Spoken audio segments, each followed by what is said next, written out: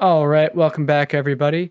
Um, like I said before, today we're switching it up. We're going to do a Python lesson instead of Hatch. So if you're following along, you can go ahead and open up Python Mini or Python 3 editor. Either is fine.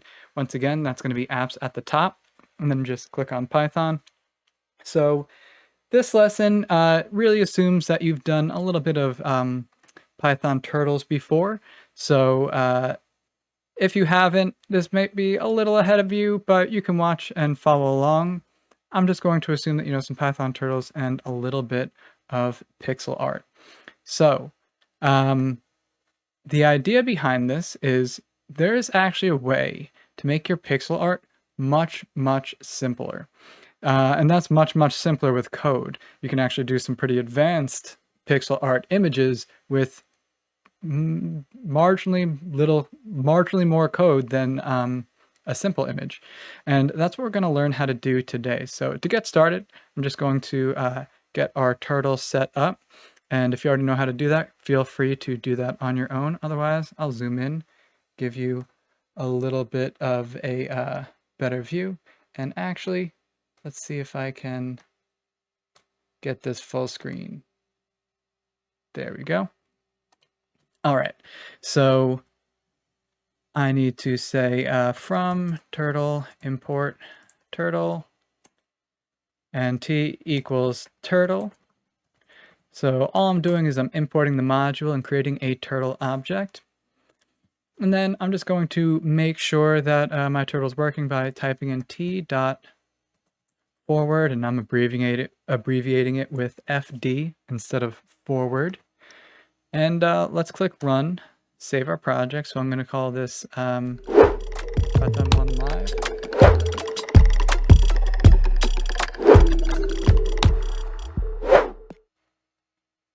Sorry about that. I don't know why it went back to the AFK screen. I thought I had fixed that beforehand, but sometimes things just go wrong at the wrong time. Like I was saying, I pressed run. I'm naming the project, so Python 1 Live. Just make sure you don't have any spaces, and then I'll click save. So my turtle's working fine. It's moving forward. Awesome. So first things first, in order to do pixel art, you really need to draw squares, but because you do it so many times, you really want to set that up in a function. And that's what we're going to do now. You might already know how to do this. We are actually going to edit it in a little bit, but we'll get started by creating that square function. So in order to create a function, I'm going to do def square. I'll zoom in for you again. So we're creating a function called square, and all the square is going to do is draw in a circle and fill in. So draw in a square and fill in. So let's draw the square first.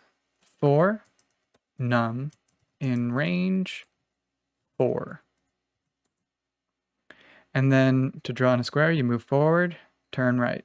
So we're going to say t dot forward. I'm going to write 10 in here just as a placeholder. We're going to change that. And then t dot right, RT for right, 90. If you didn't know, there's abbreviations for a lot of these methods, so you don't have to write out forward and write the whole time. So we can just test this right now. Square, click run, and you can see that we've drawn a square. So this is working. So now that I have my square and I've tested it, we need to do something about the color and filling it in. So first things first, let's define the color. So I'm going to say t dot color. And black is the default color. I'm going to change it up, make sure that we know that it's working. I'm going to say blue, and make sure you write that color in quotation marks. Next we have t dot begin underscore fill. And after we begin fill, we have to end the fill, and we do that after we have fully enclosed our polygon or our square. So let's zoom out. And I'm going to test this code again by clicking run. I've already called the function on line 11 right here. And it works. Our turtle is now blue, it's drawn a square, and it's filled it in. The only problem is, if I were to draw two squares, watch what happens. The squares are one on top of the other. So although this is a valid function to draw a square, it doesn't actually do what we need, which is actually to draw a square and then move over to the right or to the left in order to draw that next square. So instead, what we'll do is at the end of this, we're going to say, let's see, t dot forward and another 10 pixels. So now I'll do it, and it works. So we've drawn two squares next to each other, the same color, but we haven't had to move between calling the square function. It just moves on its own, which is perfect. Perfect to get started. Now, unfortunately, this doesn't allow us to change our color. So what some people do is they actually don't have t.color inside their square function, and you can just watch what I'm doing. You don't need to copy this, but what they'll do is something like this. Blue, and then here, let's make this red, and they'll change the color between each square they draw. And this will work, but that is a whole lot of copying and pasting. I only have 3 pixels, and that takes up 6 lines of code. You know, you might have an image that has hundreds of pixels, and this just doesn't work. It's a little difficult. So we do want to keep t.color in here, but by putting t.color in the square function, that actually prevents us from being able to change the color of the square. So what do? So many of you are familiar with making a square function, but you might not be familiar with passing it in an argument. So what we're going to do is inside the parentheses here in square, I'm going to write the word color. So this is going to be a variable that is going to allow us to input a color every time we call the square function. The only thing is, once we save that color inside our variable called color, we need to actually use it. In order to do that, we're going to put it inside the color method. So make sure you're not getting too confused with color being thrown a couple of places. This is the name of the method, .color. And then color here and here are a variable. So you'll see what that looks like right here. So before I just used to call square without actually putting anything inside the parentheses. Now I can say square blue. So when I say square blue, what happens is blue gets saved into the variable color here. Now with color set to blue, when I say t.color and I have that color variable in there, it's replaced with blue and we draw a blue square. So when I click run, you'll see that I've drawn a blue square.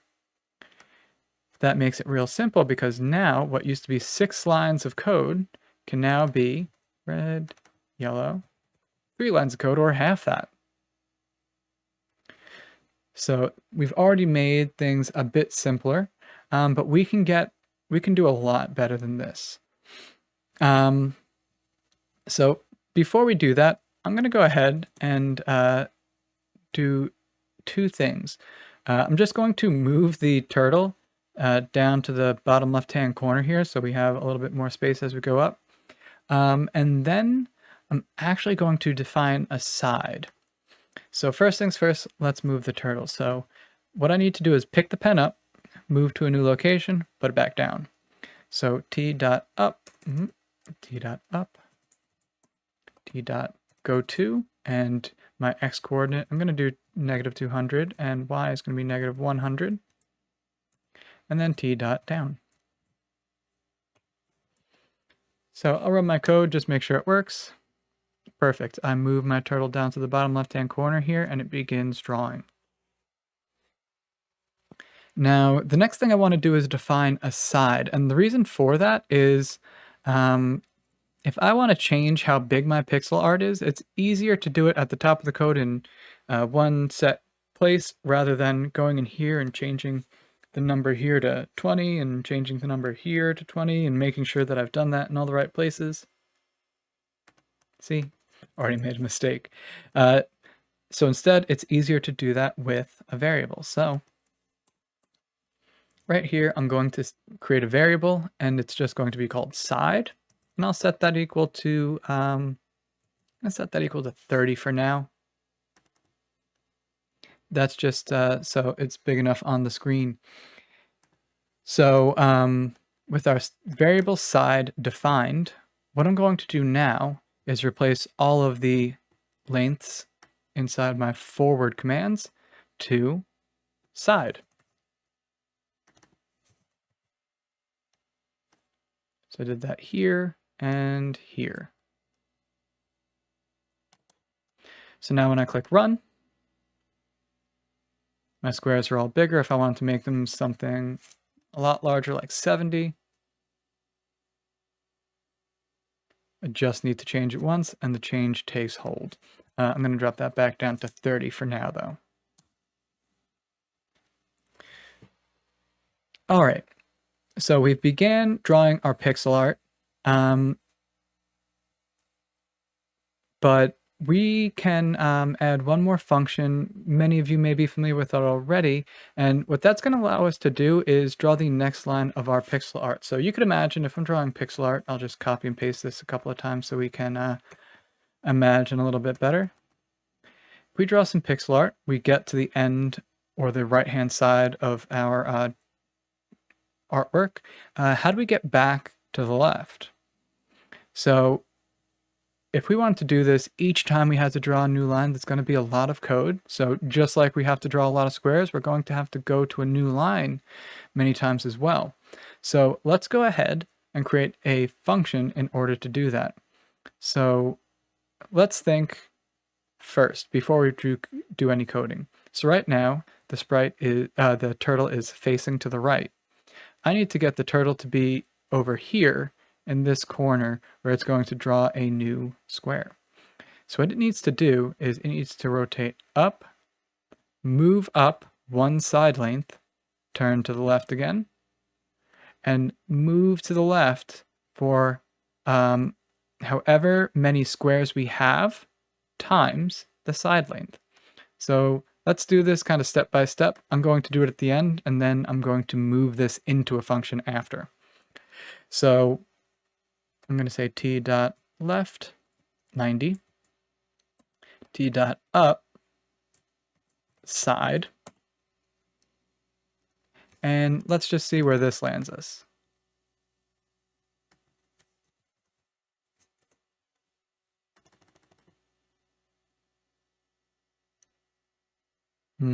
Looks like t.up. That's, why did I write that? T.forward. My bad.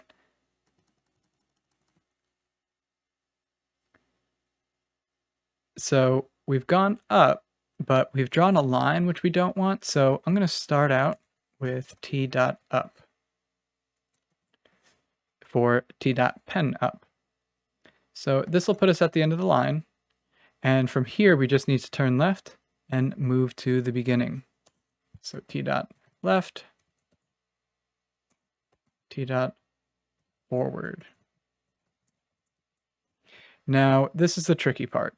We need to move over to the left by 1, 2, 3, 4, 5, 6, 7, 8, 9 squares.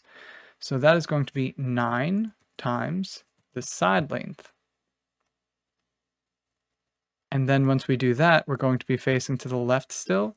So we need to do t.right 180 so that we face back to the right, which is kind of our starting position.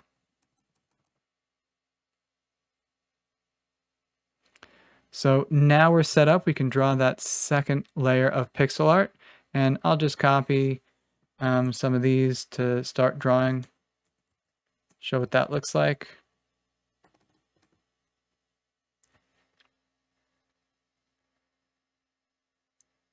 So it doesn't work. So it doesn't work because we never put the pen back down. So t dot down.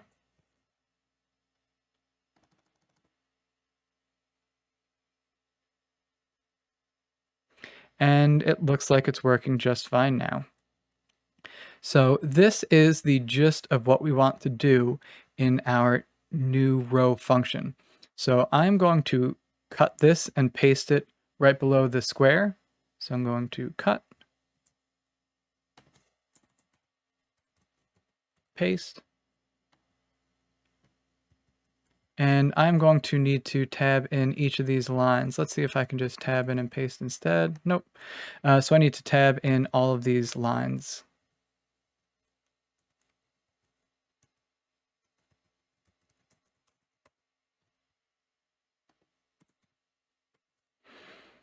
And then above those lines, once I've pasted them, go ahead and say def new row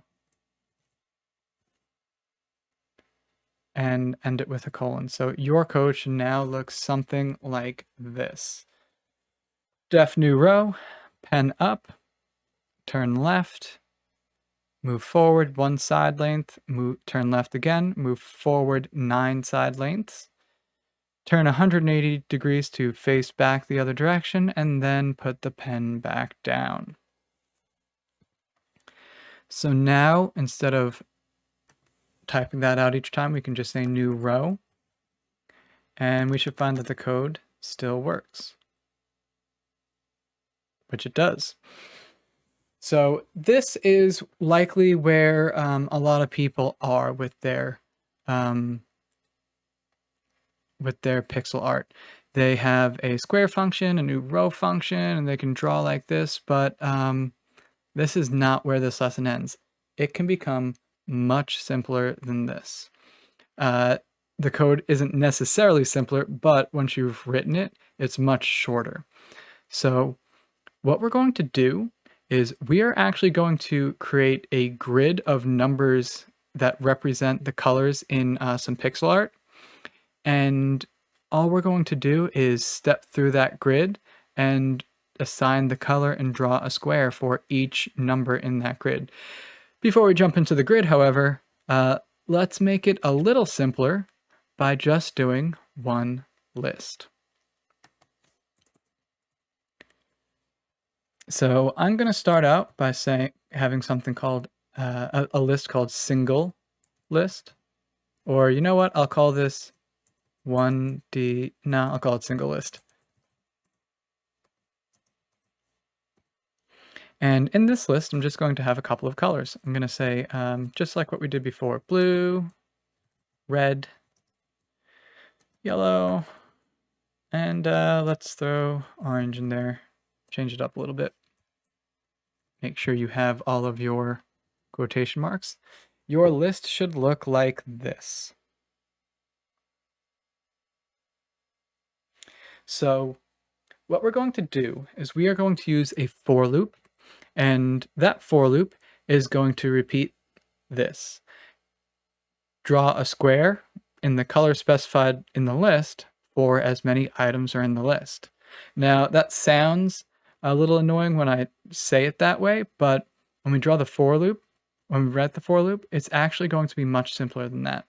So for now, I'm going to just comment out everything that we draw at the bottom by using a triple quote.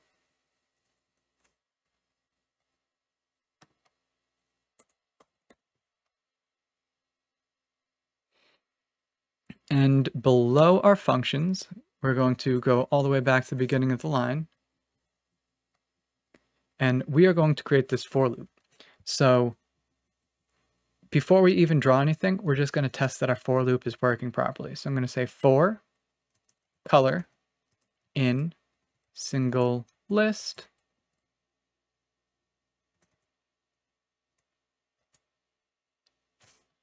And all I want to do is print the color. So print color. Now I'm using Python mini, so I don't need to put parentheses around what I'm printing, but if you're using Python 3 editor, you are going to want to do that. So I'm going to click run and let's see what happens. So like I said, we're not drawing anything yet, we're just printing, and that works just fine. So what that means is for when I run this for loop, it's going into each of these items in the list and setting color equal to that value. What that allows me to do is instead of printing color, I can draw a square in that color. So where you printed the color before, go ahead and get rid of print and then put square in there to call your square function. And we're just going to feed that square function the colors that come from that list. So I'm going to click run. And now you can see that we've drawn 4 squares corresponding with the colors in our list. So we're on the right track. There's 2 more steps to really get to where we need to be. So the first is to simplify this. It's going to be kind of annoying if you have to have a giant 2D grid with colors listed in it. So we're actually going to use numbers instead. And then lastly, we're going to switch this from being a 1-dimensional list to a 2-dimensional list. So let's go ahead and do the first thing, which is simplify this. We're going to use numbers instead of colors.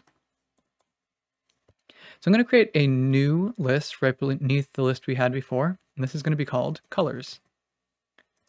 And this is going to be equal to, you know what? It's going to be equal to the same thing. So I'm actually going to cut the actual contents of the list from before and paste it in our new list. So with that said, I can now do something like 1, 2, 3, 4, just like that. And what I'm doing with this is I'm gonna say anytime I see the number 1, that's gonna be a blue square. Anytime I see the number 2, that's a red square. Number 3, that's a yellow square, and etc. So what needs to change in order to get in order for this to work? So I do want to keep my for loop to say for color in single list, but or I do want to be using a for loop in single list, but I need to change it a little from here. So first things first, in order not to confuse ourselves, I'm going to replace the color counter with num, for num in single list. So for num in single list, let's just use that tool we had before, printing, to check what we're getting. So I'm going to print num, we'll run the code, and we get 1, 2, 3, and 4. So what I can do instead of printing is draw a square, but I can't draw a square and feed it the number 1. Instead, what I can do is I can feed it the first color in the colors list. So let's zoom in so you can see this a little bit. For every number in the single list, draw a square, and the color of that square should be colors and then that number. So it should be an item from the colors list. So let's test if this works now.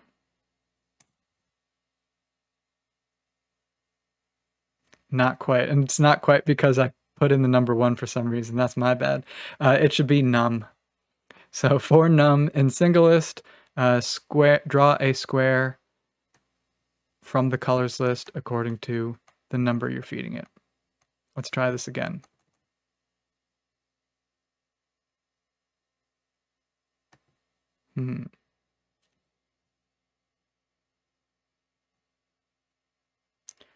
Let's see where I made a mistake.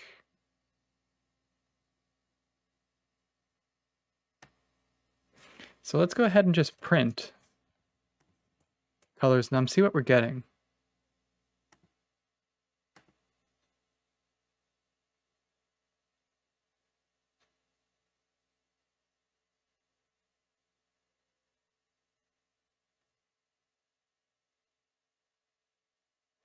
Oh, okay. So the problem is we should just start counting at 0 instead. That'll make things a little bit easier, because we're going out of range. I had initially written this a slightly different way that allows you to start mixing up numbers. All right, so we switched our single list to start at 0. We have the right colors, so now let's replace print with our square function like we started out with, and let's run this again. It's working nicely. So we're almost there. We've simplified it, so now anything we draw, we just need to use numbers to represent the colors. Now let's introduce a 2D list. So I'm going to create a new list, and it's going to be called grid. And this grid is going to have a couple of lists in it. So the way this works is I'm going to put an opening square bracket, hit enter, and for ease of use, I am going to copy and paste the list we had before, and I'm just going to mix these up.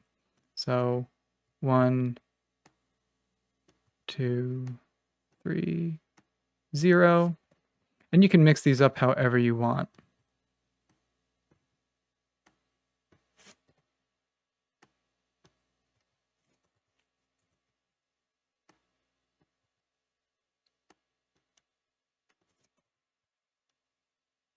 And then make sure to separate them with commas.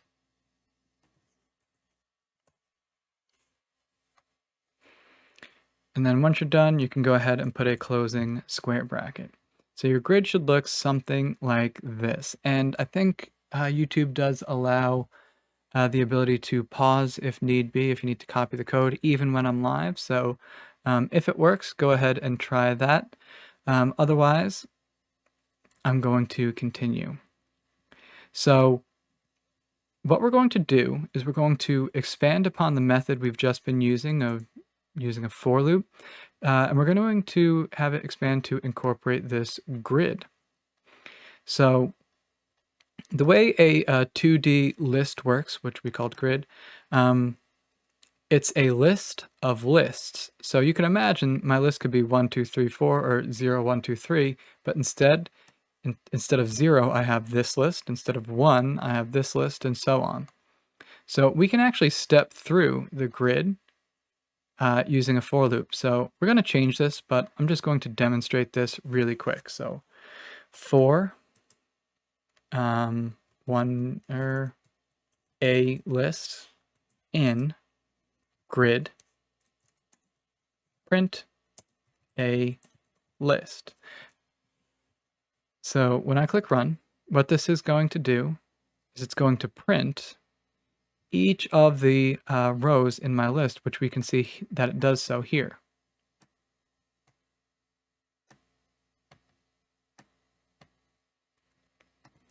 So we already know how to parse one of these lists, right?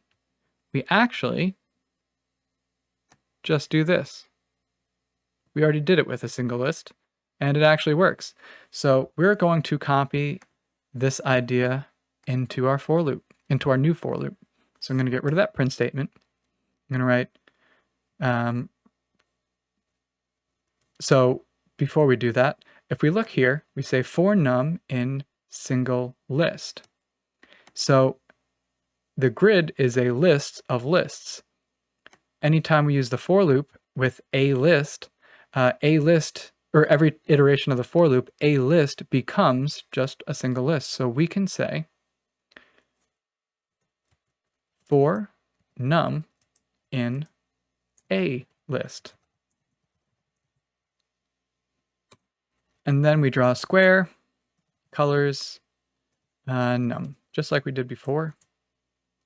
And just to prevent any confusion, I'm going to use triple quotes to now comment out the first for loop we had. And this is our code. So you'll see that we do have to add one thing to it, but let's see if we can identify what that is. So I'm going to click run, and let's watch what happens.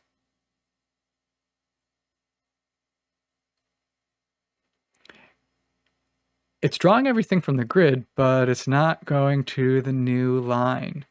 So in order to do that, that's where we implement our new row function. So you can do that not right after each square, but after each list within the grid list. So 1, 2, 3, 4, new row. Let me just make sure this is right. Yeah, there we go. Click run. Now let's see if it works.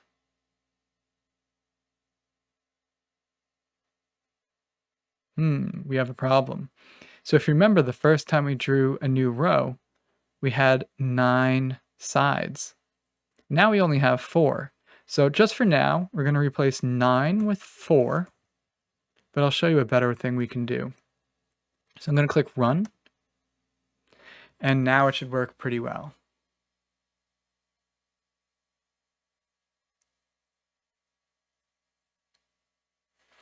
And there you go. It is drawing in a 2D grid, and it's going according to the grid we have here. So what you can do with this is you can just find some pixel art you want to draw, and you just fill out a grid based on the pixels you see in that artwork. You just might need to expand the number of rows or the number of items within each list in order to do so. Now, what you want to change is how we actually decide how many columns are in a row. So I'm going to do like similar to what I did with the sides, and I'm going to create a variable called new call for new column. But instead of giving it a set size, I'm actually just going to read how big the grid is and do whatever that asks for. So in order to do that, right after my grid, I'm going to say num call equals, and all I need to look for is the length of any list within the grid. So I'm just going to say len for length, grid, and I'm just going to look at number 1, or I could do 0. It doesn't really matter. So the number of columns equals the length of the grid, and I can just replace the number 4 with num call. And now when we run our code, it draws it for us. And if we were to add, oh, that's not a color we have yet. We were to just add a column to each of these lines here, it'll adjust and draw that extra column for us. We didn't need to change the variable. It's just reading from the grid. So I hope you enjoyed this. Once again, this is a pixel art parser. Now that you have everything set up, all the code that runs this is right here. I will move that a little closer to our function definitions, just to give a better idea of how much shorter we really just made our code. So this is pretty much your code. All you need to do is change the size of the grid, and this is going to draw a different size. This is going to draw a different image regardless of the size, just based on what you put in this grid. So that was the lesson for today. I hope you enjoyed it. Stick around. There's going to be another lesson coming up soon, as well as that Halloween decoration that I created, and it's a little bit more complex than a simple decoration. It did use code. And then, of course, we have the game jam coming up after that. Stay tuned.